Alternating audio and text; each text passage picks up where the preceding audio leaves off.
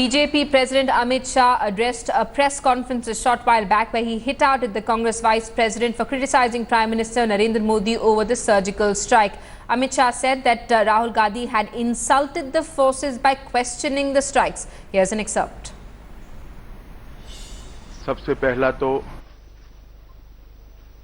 Bharatiya Janata party के करोड़ों कार्यकर्ता और देश की जनता की ओर से मैं देश के मीडिया को हृदय की गहराइयों से बधाई और अभिनंदन देना चाहता हूं, क्योंकि सर्जिकल स्ट्राइक के बाद जिस तरह से देश के मीडिया ने एकजुट होकर भारतीय सेना की वीरता, साहस और उनकी कार्यकुशलता को लोगों के सामने रखा, उसकी सराहना की, इससे न केवल सेना का मनोबल बढ़ा है, देश की जनता में एक उत्साह के वातावरण का संचार भी हुआ है। भारतीय मीडिया ने पूरी दुनिया में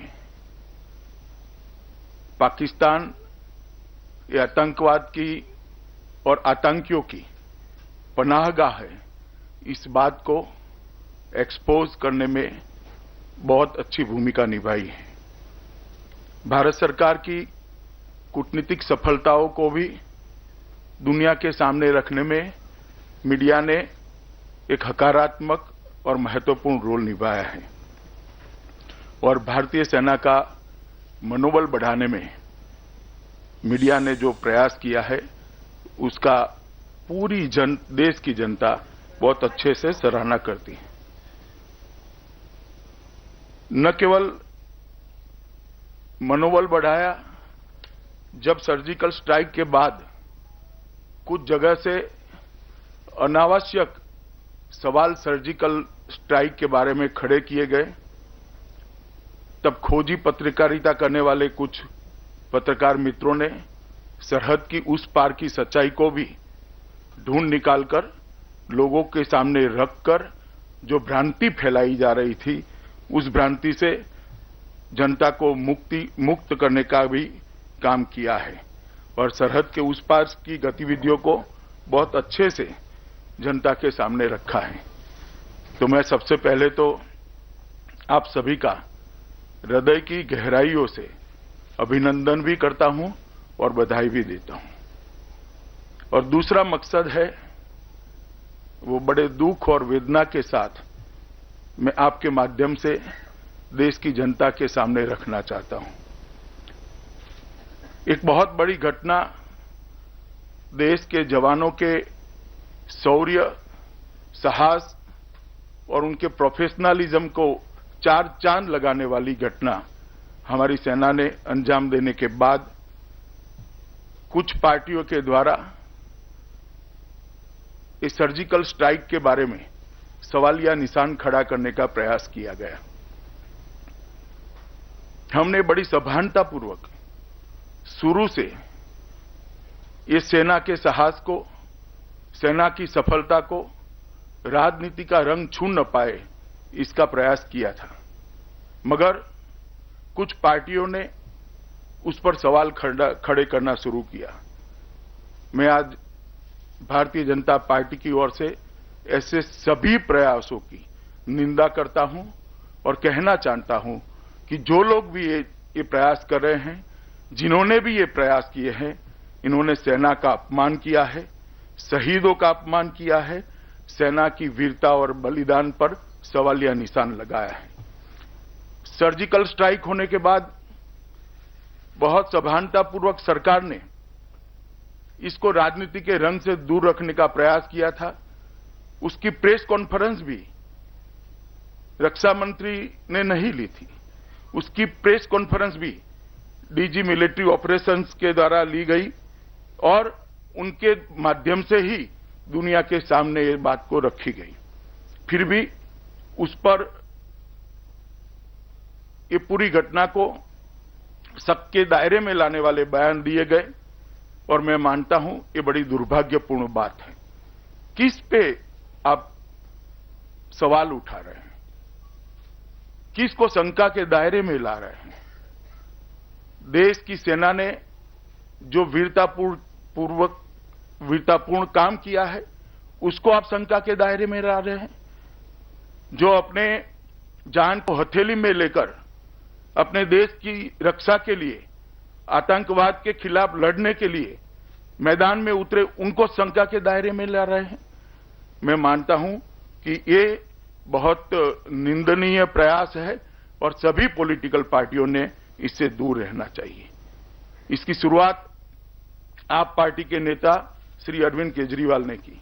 उन्होंने सबसे पहले सवाल उठाया कि इसके सबूत देना चाहिए, और केजरीवाल जी के निवेदन के बाद आपने शायद सोशल मीडिया में देखा होगा, कल पाकिस्तान में एक ट्रेंड हो गया कि केजरीवाल सपोर्ट पाकिस्तान। ये मेरे पास है, आप लोगों को भी बाद में दिया जाएगा। तो उससे ही मालूम पड़ता है कि इनके प्रयास किसका फायदा करा रहे हैं। और कल छूटपुट घटनाएं और भी हुई अन्य दलों के द्वारा, कांग्रेस पार्टी के द्वारा, मगर कल कांग्रेस पार्टी के उपाध्यक्ष राहुल गांधी ने जब जवानों के खून की दलाली का शब्द प्रयोग किया, तब उन्होंने सभी सीमाओं को लांघ दिया है, इंतहा कर दी है। मैं मानता हूं कि राहुल गांधी का इस शब्द प्रयोग इस सेना की वीरता का अपमान है, देश की 125 करोड़ जनता का अपमान है। किस चीज की दलाली की बात कर रहे हैं राहुल जी? सवाल तो हम पूछना चाहते हैं। बॉफोर्स से लेकर एम्ब्रायर तक किसने दलाली की? कोयले से लेकर 2G तक किसने दलाली की? मैं मानता हूं कि दलाली शब्द आपके जहन में कहीं ना कहीं पड़ा होगा, मगर ये घटना ऐसी नहीं थी जहां पर ये शब्द आपके मुंह से निकलना चाहिए था। आतंकवाद के खिलाफ जब पूरा देश एकजुट होकर लड़ने का मनोबल बना रहा है, एकजुट होकर लड़ने का मूड बना रहा है, सेना अपनी वीरता और साहस से आतंकवाद का सामना करने के लिए जुटी है, तब आपका यह बयान सेना के मनोबल को निर्बल करने वाला है। मैं राहुल गांधी जी को पूछना चाहता हूं कि दलाली तो चीजों की होती है, इसमें आपको क्या दिखाई पड़ा जिसकी दलाली होती? क्या सेना के जवानों का खून कोई दलाली करने की बात है? इसका कोई मोल हो सकता है? इसका कोई मूल्य हो सकता है? राहुल गांधी जी का यह बयान कांग्रेस पार्टी की मानसिकता बताता है। मित्रों, जिन आतंकवादी संगठनों के कैंपों को सेना ने ध्वस्त किया, कांग्रेस पार्टी द्वारा जब वो सत्ता में थे तब उन्हीं के प्रतिनिधियों को निर्दोष बताने की एक बहुत बड़ी कानूनी कवायद भी की गई थी, और उसके एक्सटेंशन में ही उन्होंने सेना के मनोबल को तोड़ने का ये प्रयास किया है। 10 साल तक सेना के जवानों की, सुरक्षा बलों की जो आवश्यकताएं है उनकी अनदेखी करते रहे और सिर्फ दलाली करते रहे। और आप जब सेना सभी प्रकार के साधनों से सज्ज है, सभी टेक्नोलॉजी से लैस है और अच्छे मनोबल के साथ जब सामना कर रही है, तब आप ऐसे बेबुनियाद आरोप लगा रहे हैं। मित्रों, मैं समझ सकता हूं कि कांग्रेस पार्टी और विशेषकर श्रीमान राहुल गांधी को मोदी जी के लिए कड़ी आपत्ति हो सकती है, और ये कोई छिपी हुई बात नहीं है। कभी मौत के सौदागर, कभी जहर की खेती, कभी खून की दलाली, ये सारे शब्द प्रयोग करने से आप वास्तविकता को नकार नहीं सकते। मौत के सौदागर कहने के बाद गुजरात में 2/3 बहुमत से भाजपा जीती थी। जहर की खेती करने के बाद पूर्ण बहुमत से भाजपा की सरकार बनी थी, और अब जब आप खून की दलाली का शब्द प्रयोग कर रहे हो, मुझे मालूम नहीं है इसके पीछे आपका मकसद क्या है। मित्रों, पूरा देश की सरकार और भारतीय जनता पार्टी सभी सेना के जवानों के पीछे खड़े हैं। हम चाहते हैं कि हमारे जवानों का मनोबल किसी भी हालत में न गिरे। भारत विरोधी नेताओं के जो बयान हैं, वो बयानों में हम भरोसा नहीं करते। हम भारत की सेना की बुलेट पर भरोसा करते हैं। वो देश की सुरक्षा करने के लिए सक्षम है। मित्रों, बीजेपी की सरकार देश में है, नरेंद्र मोदी जी की सरकार देश में है।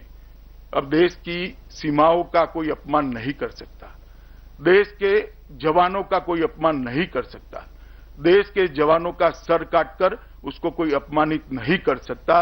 एक पॉलिटिकल विल पावर के साथ, राजनीतिक दृढ़ इच्छा शक्ति के साथ ये सरकार सेना के पीछे खड़ी है और हम सेना के शौर्य को हमेशा सम्मान देते हैं और हम मानते हैं कि सेना जो काम कर रही है इस पर राजनीति नहीं करनी चाहिए।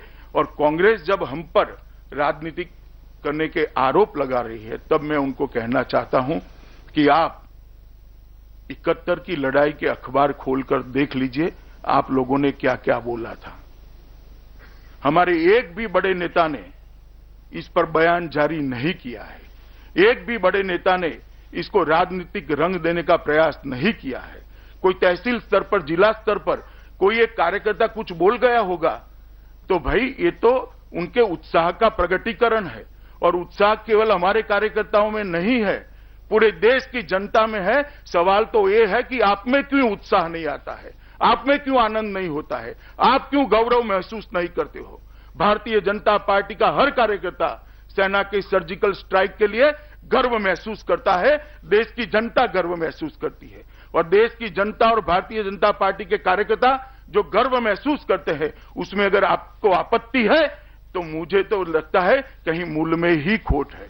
राहुल जी ने इतने बड़े बड़े मसलों पर बयान देने की जगह आलू की फैक्ट्री पर कंसंट्रेशन करना चाहिए, जिससे उन्होंने जो कहा है वो देश की जनता के सामने है। ये बड़े बड़े मसलों पर उन्होंने बयान नहीं देना चाहिए। देश में नवरात्रि का माहौल है, दीपावली आने वाली है, पूरा देश उत्साह के साथ आज सेना के जवानों के वीरता, सेना के जवानों के साहस और उनके प्रोफेशनलिज्म को सैल्यूट करता है। भारतीय जनता पार्टी भी एकमुश्त होकर सेना के जवानों के साथ खड़ी है। और जो लोग सबूत मांगते हैं उनको मैं और कुछ ज्यादा नहीं कहना चाहता, उनको सिर्फ इतना कहना चाहता हूं कि पाकिस्तान में जो हड़कंप मचा है उसको ही देखकर आप एनालिसिस कर लेते तो आपको सबूत मांगने की जरूरत नहीं पड़ती। जो हलचल मची है पाकिस्तान के अंदर, अगर आप उसका ही एनालिसिस कर लेते तो आपको मालूम पड़ जाता कि क्या हुआ है। मैं फिर से एक बार राहुल गांधी जी ने जो बयान दिया है उसकी भर्त्सना करता हूं, कड़ी निंदा करता हूं और कांग्रेस पार्टी को भी कहता हूं कि इस बयान पर अपना रुख कांग्रेस अध्यक्षा ने स्पष्ट करना चाहिए। और ये दलाली शब्द है वो कांग्रेस पार्टी तक ही सीमित रखिए श्रीमान राहुल जी। दलाली शब्द को हमारे पार्टी पर थोपने का प्रयास न करिए, वो आपको ही मुबारक है। हम तो जय जवान वाले लोग हैं, हम दलाली में विश्वास नहीं करते हैं। धन्यवाद। Politics over the surgical strike. This is our big focus on India today. A quick break here, back in. Our big political focus this afternoon, politics over surgical strikes. BJP President Amit Shah addressed a press conference a short while back where he lashed out at Rahul Gandhi for insulting the Prime Minister. He claims questioning surgical strikes amounts to insulting the armed forces. Let's get a word from our Deputy Editor Brijesh Pandey, who's with us live from the BJP headquarters in Delhi. Brijesh, an interesting question came in from one of the reporters asking Amit Shah whether he'll be using or talking about the surgical strikes in poll-bound states, and he said that the truth needs to be taken to the people.